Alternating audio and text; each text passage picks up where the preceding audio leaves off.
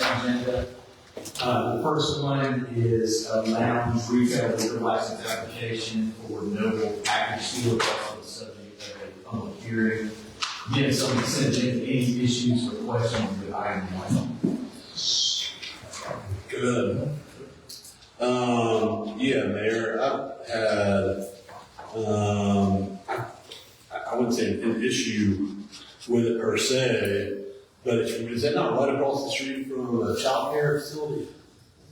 Is that an issue? I'm assuming this is not a legal issue at this point. I mean, given that. I don't see any problems. Police have done what they need to do. There's nothing that stops this. They have to do, all the people in the area, they have to need to sign releases from people within the area. So I saw that list, and it seemed like some of the addressees had not been able to be notified or could not receive mail. I did not know if it was a legal issue. I know that anyone within 500 feet has an opportunity to. It also makes, the third liquor store in 10 blocks from Main Street to 18th Street. Is this something you want to pull off the consent agenda and take as a standalone? I would like to, yeah.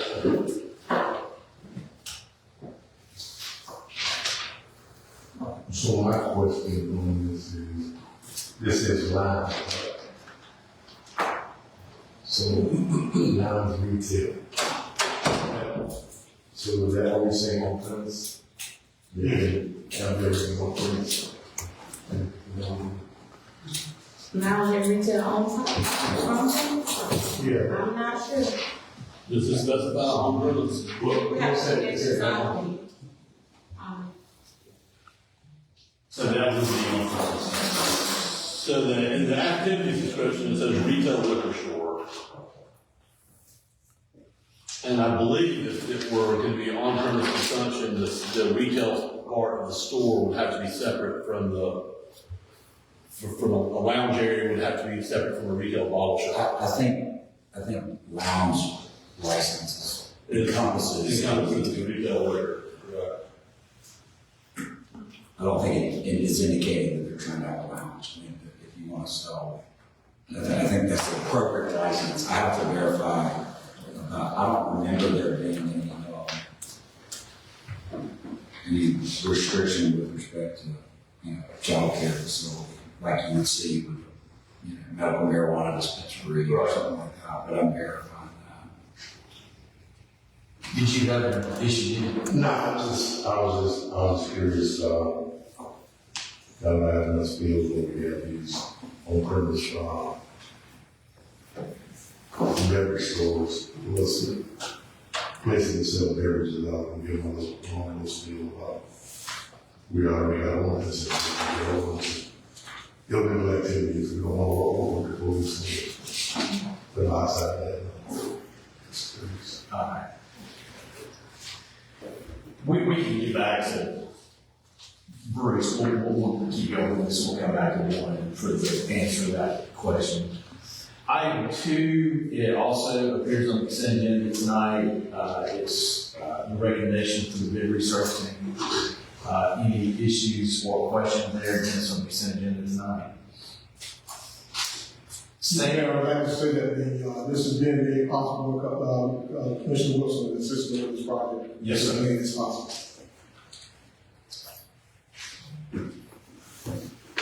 Any issues or questions that were in item 2? Okay, item 3, also routine housekeeping, reimbursing Carla for a trip to Montgomery. Any questions or issues there? So we can send them in. Okay. You ready, Bruce? You can come back to you. Well, I'll just say, I'll come back to me, but I will just say that the 2 factors you mentioned, which are the number of existing retailers in that area and its proximity to the child care facility, are certainly factors that the council can consider and act upon if is relevant. You would not, if you were to decide to deny the license, it would not be arbitrary on that basis. Those are specific factors to consider. But as far as there being some kind of prohibition on distance from the childcare facility, Okay. All right, let's move on then to item 4. We got the resolution tonight designating Ciara Bass as interim city manager. Obviously, that has been discussed before. That resolution's in Dropbox. Any issues or questions there? And get us on the voting agenda tonight. All right. Ms. Fox, we'll do your updates with the NBA transition. Otherwise, I'm going back to Bruce on the question with respect to number 1. Yes, so as my time goes near and the last council meeting, April the 1st, I just wanted to give the council some updates where we stand with as far as the transition of the club, as well as some updates of problems that are ongoing. First and foremost is that as you look at this, the Draper signed all of these, I just go over this real quickly. So that's been done, those have been reported. Mr. Oldham actually returned those to me along with the keys on yesterday, so all that has been done. Park Rec has done his due diligence to go out and check all maintenance equipment in the building. Those keys I have, I'll return them to Park in the morning so they can finish those things. The thing that you see is Lake Gallery will be temporarily closed until a viable operation plan is put in place. Right now, what they're doing is what they're doing. We need to make sure that we got all our fee schedules in place and the things that we need to do. And I'm sure that Fred is probably going to run that out of the aquatic center, so all recreation properties that are out there through the aquatic center. So he feels comfortable with that, and I don't feel comfortable in us allowing anything to go out there until the party has control of that. Any idea how long that might be? I don't know what's going to happen tomorrow. We're going to get a timetable, and Jackson's going to work to ensure that we get updated on when it's going to happen. So we're going to do this as quickly as possible. And one of the things that I have done is that I have adjusted Carl's and Jackson's responsibility so Carl so Jackson can really spend more time in this transition to get things out there, get them out there quickly, actually help as we know other things that are possibly coming out there. We're here on the ground that he can help do those things. And Carla, she's doing a great job in ministry, so she'll take that on shoulder, and Jackson will make sure he'll be attached to it and help him with the club and get everything out of the club. So that's really key right now. MDA staff is one of the things we wanted the support staff to be included. We interviewed all support staff. One already had a job, or 2 already had some other means of employment, and 1 chose not to do that. And the only person that we're keeping in place is Ms. Thomas, and she's going to assist as we all work with payroll and other things like that. But finance and her are working diligently to make sure that goes along well. The city of Port Bar has advertised for the additional 3 employees, which is going to be needed to do that. But keep in mind, those employees will fall on the park maintenance already that's out there, so this should be a just seamless transition. But again, they picked up more property, and they got the other equipment that's out there, so this should be seamless. The financial record is already secured, all insurances, all that's been changed over, so all those things have been done.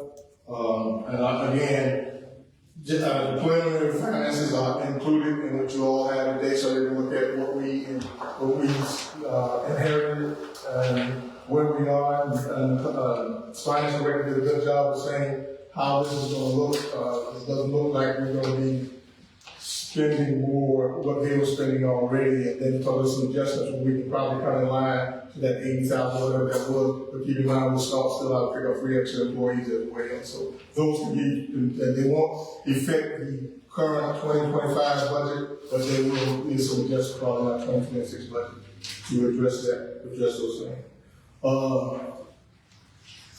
I plan to have before the council by Thursday afternoon a presentation that Jackson's put together, how this transition could work.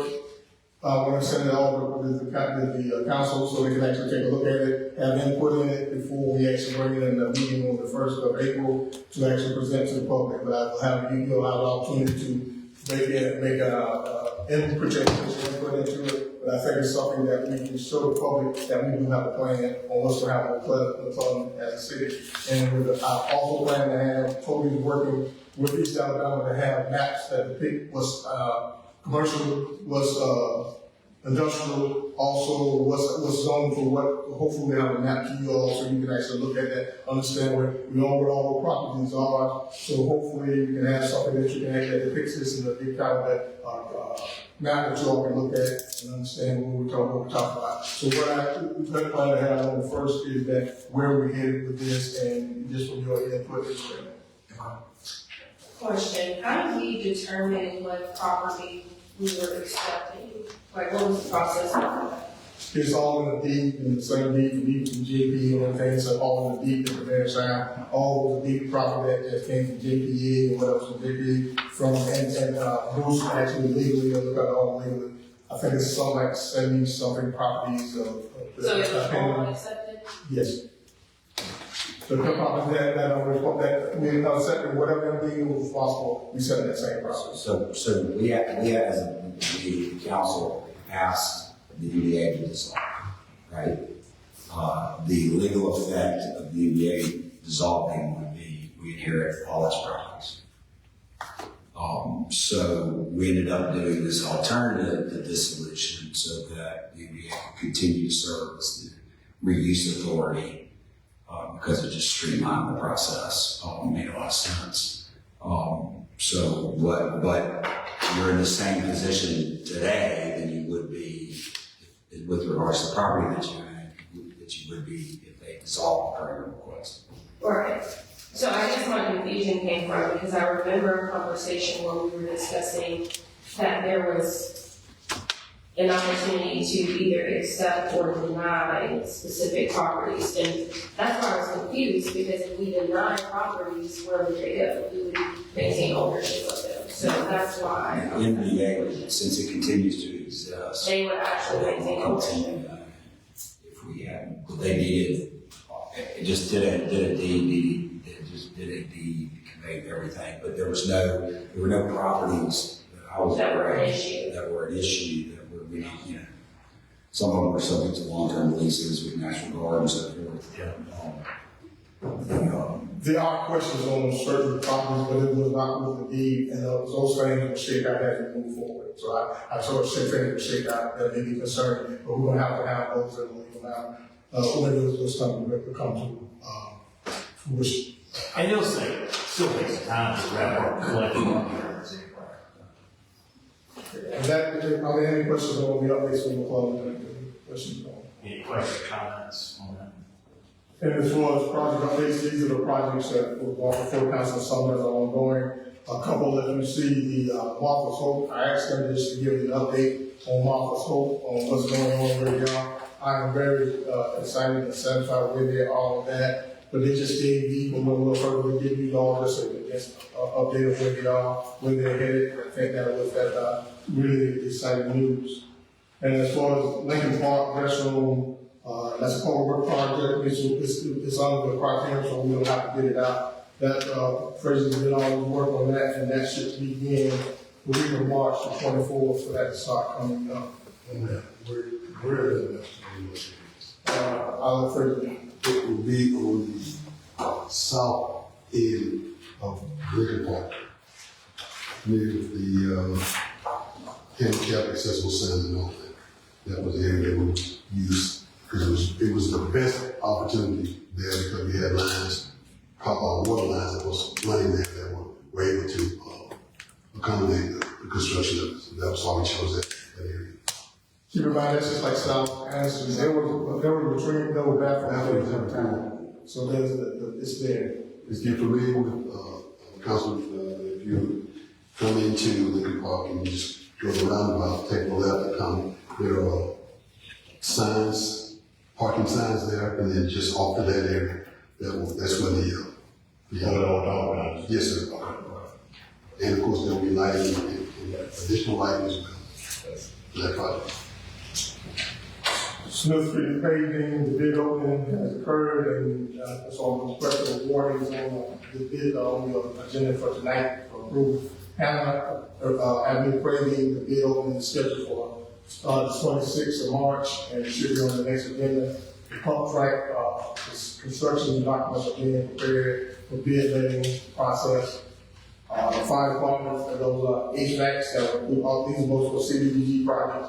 The HVACs have been ordered, and Chief Wardrobe is actually. Station 4 was completed today. Okay, good. The process is already done being in place, the PPE for the new city hall, all that's being worked out, that's being, Dave has already ordered those things, so they will be in city hall. All these are CDBG projects, and I just must commend our CDBG workers now and our CDBG work consultants. They have done a heck of a job to get this thing turned around, this amount of money that was spent, that needed to be spent. They've done a great job getting this done and all paperwork done, and this is going to happen pretty soon.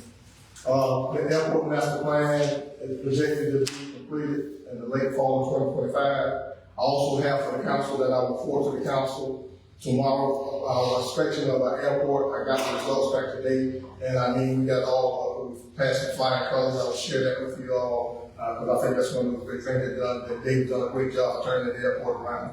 But I will share that information with you because I received it this afternoon. Michael Public Conference Room, the project will be completed March the 21st, but again, we're waiting on that ribbon cutting to be coincide with what's going to be happening with the bikes and the 24th latter part of April. So we're going to do all that consecutively because to kind of collectively. And the Dodger Trail is proposed at the end of April. We already did that update. South Island Affordable Housing, I got to discuss with the Housing Authority, and if you all aware, that project's already started, already broken ground, they already started to clean the area out, it's already been done. It's an 18-month project. We had a little delay, but they're moving on time now, so 18 months from about 17 days, 17 months, that project should be completed. Those are my updates. If you have anything else, please let me know. The next meeting, anything else I need to answer, anything else I need to provide council. Because again, all this will be make sure I'm conveying to whoever you vote tonight, affirmatively. I'll make sure this is all passed on, all documents, all points of contact will be passed on, so this continues to move smoothly. Anything further about this? Bruce, you got anything else on item 1? Yeah, I'm not, this issue's never come up before, it's a good question, but I'm not seeing anything in the Alabama regulations or in the city code, or the zoning ordinance. So I don't, Nothing. being put on the spot with it, forever to look into it, I don't see a legal prohibition against voting in favor for it. I just reiterate that it is your discretion, and those are factors that are more than legitimate for you to consider. And we'll take that off. Take it up as a standalone. That came up at a different time. There was a package store, and it is it's north of Quentin, and it's on the left side, a little small place. And right behind it, there's a place for kids to go to play games. Y'all know what I'm talking about? Yes, sir. Big old parking lot. He's moving the Van Thomas Hotel it was. I think so. And anyway, there was some controversy about that. And the person who owns that thing said that we should never have allowed that package store to be there. But the gaming place is hardly ever open. I mean, nobody's ever there. So that was a consideration too. I also feel like there's gotta be a process established where before someone invests into a building and puts their time, money, and effort into something, we know about it so that we can consider, hey, what are the surrounding businesses? Are there daycares? So that we're not coming to this, because if all they're needing is an alcohol license to go ahead and open and do what they need to do, they've already invested. How could we turn around and say no? I would say a responsible investor would make the contract subject to, if they're buying the property for this specific purpose, they would negotiate that I'm going to buy this property subject to the council authorizing use, if they know that council has to authorize it. I think it's And I understand that the lease is contingent on all precise. Yeah, I mean, that would be the responsible thing to do as a business person or investor, is to protect yourself from the event. Yeah, but we also do a good job of trying to, we work one time, the people buying property, checking out the zoning first. I mean, I guess I tell them to invest about a property and want to start a business. check your zone first, what are you trying to do? Because we have something, we had one business on change what us and what they wanted to do 3 times, just trying to get things approved, right? So we understand people are gonna change their mind, and we got this, I guess even at the business license application, we need to quit checking on, you know, if people want to come. No, that has to be done, zoning, it has to be checked, it's zoning for that, so the zoning, because keep in mind, the council was in place, the policy that staff follows, and staff follows. Zoning, you can't approve anything if it's not zoned appropriately. Right. So this is zoned appropriately, so if there want to be something else that the council wants to in place to address this, it needs to be, done by policy, and policy passed on, and that needs to be placed in the policy, that would be another layer, if that's done for council previously before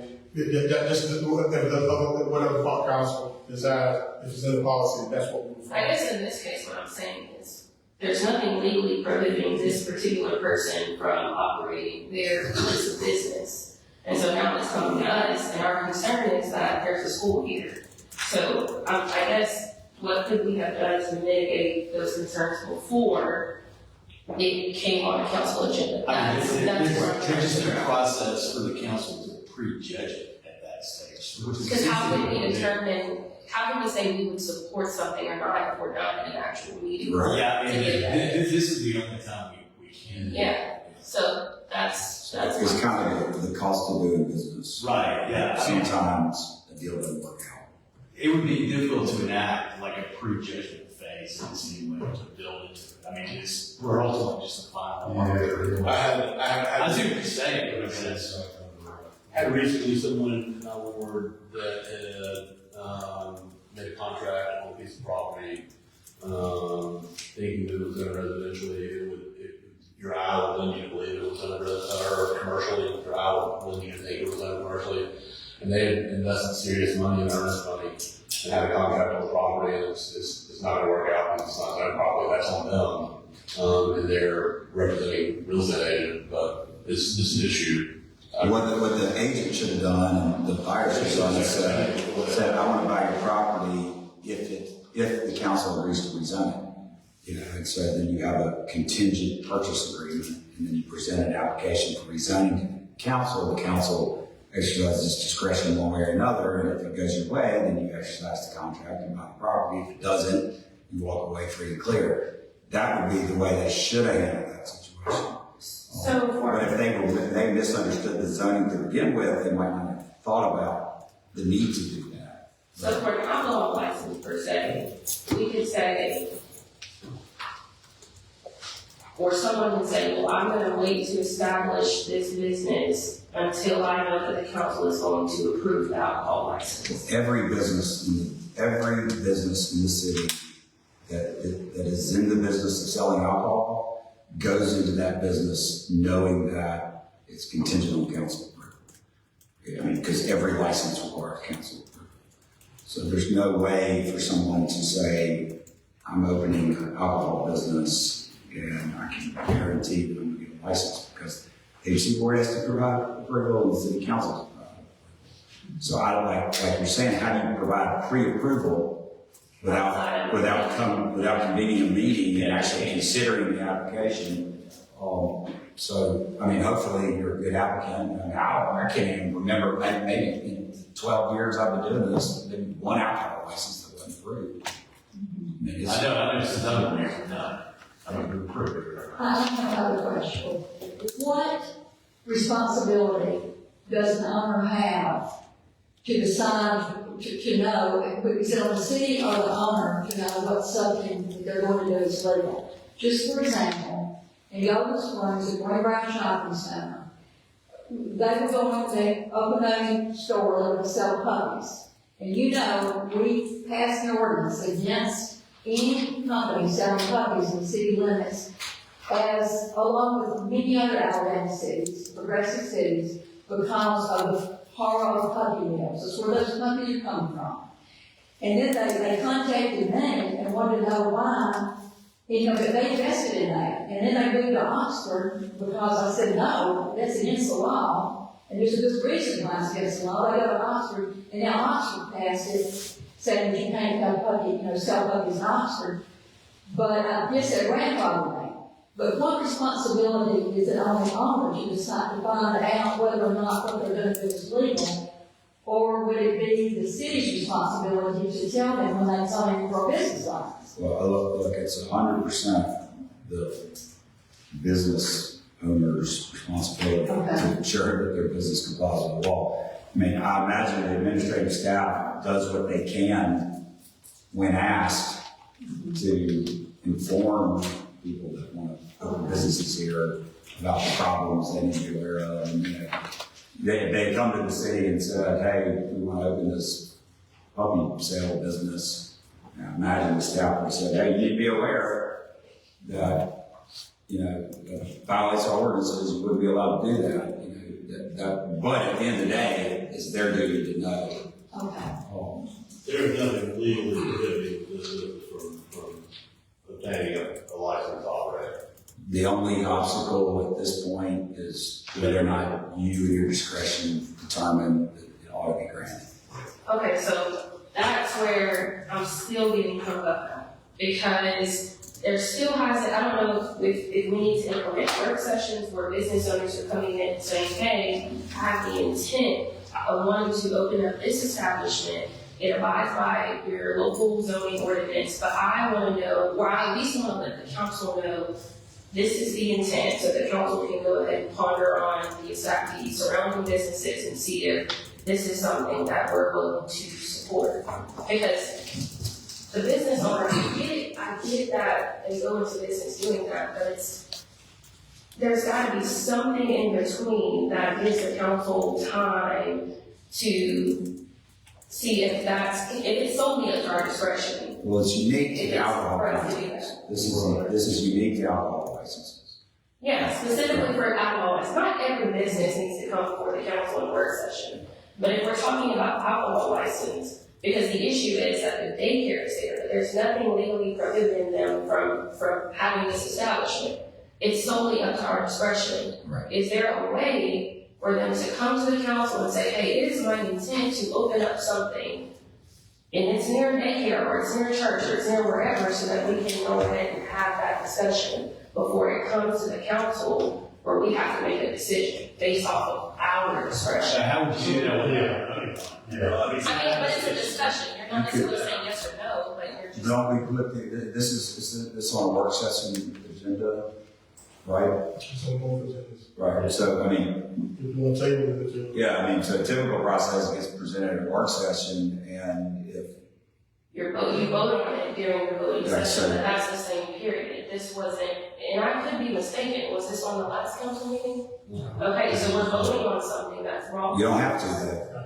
And that's One, it's already off the consent agenda, so I mean, it's been taken up as a standalone motion, so it could be. Move it to the taken next as, you know, you're really kind of suspending the rules to take it up tonight at all, because our procedural ordinance calls for, work session and then the following meeting agenda. You can suspend the rules on something that's not controversial, like something on consent agenda. So I'm guessing this got put on the consent agenda because we routinely grant these by consent. It's unusual for this to be an issue.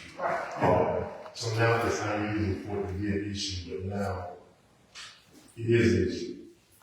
Can this be an issue in the future? So here, for staff, for administrative staff, I think the simplest way, Bruce just said earlier, for all alcohol, law subjects, we would just put on the work session, and then again, it will not be one of those ones going to consent agenda anymore. That's a something fix. Right.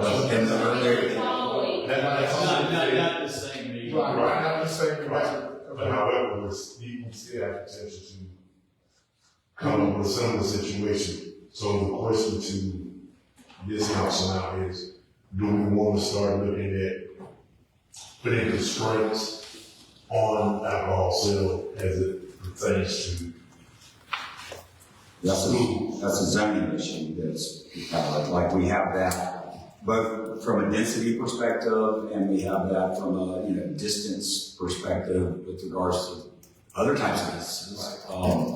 So you can, Payday loan businesses, tobacco shops, and we've done that where we say only X amount per block or whatever, and we've done it, and we've said not within a certain distance from the school. So you've got amendments in zoning ordinance that would hypothetically preclude this from even coming to you to begin with. Right. So, now this is news. Would this be a question if this was a convenience store that sold alcohol?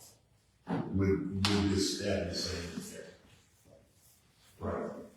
If it was a convenience store, Right, I don't think it would be an issue if it were a convenience store whose, you're not specifically. the primary retail product is not alcohol.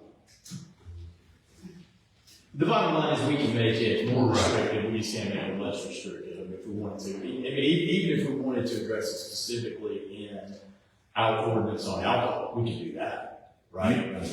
You could, to me, if you were to say, you could adopt, to me, what we're talking about is a zoning issue, like where do we want our businesses located, and how many do we want in any particular location? It's a zoning question rather than an alcohol regulation, but it doesn't matter. There's a difference in terms of the hoops you have to jump through to adopt an amendment to the zoning ordinance, but All the public hearings. But a simple amendment like this, I think this is a zoning issue that we're talking about. Now, if we have, like we dealt with Millie, I know you remember with the title loan, payday lending, where we had a saturation of them, and we said, okay, we're going to say, within this period, no more than one, or no more than X amount of licenses citywide. We've done this, I think, most recently with tobacco shops, the vape shops. And we've always done it through the zoning ordinance. You could absolutely adopt an amendment to the zoning ordinance that limits the number of these types of businesses. But you also, in the alcohol context, and maybe only in the alcohol context, have the ability to vote yes or no on a case-by-case basis, considering the totality of the circumstances. Right? Yeah. And so that's what you're presented with right now, or will be if it's on the agenda, is given the totality of the circumstances, the character of the applicant, the location of the business, the number of the types of businesses nearby, the number in the area, and all these factors, you can say, no, we just don't want another package store in that location, and you can refuse the alcohol license, and that's the end of the story. So you always have that ability. I get the fairness question. But that's a risk of going into the tax. I was gonna say, what would be the liability and it being already started, but you answered that. There's different characteristics. We can go on character, we can go based off of location, whether it's by a church or by a daycare, whatever the case may be. So I can. All right, it's So real quick, for administrative purposes only, moving forward, all alcohol licensing will be on the work session agenda and will not be placed on the board agenda until the next one. and It's not even the consent agenda, that's the big reason.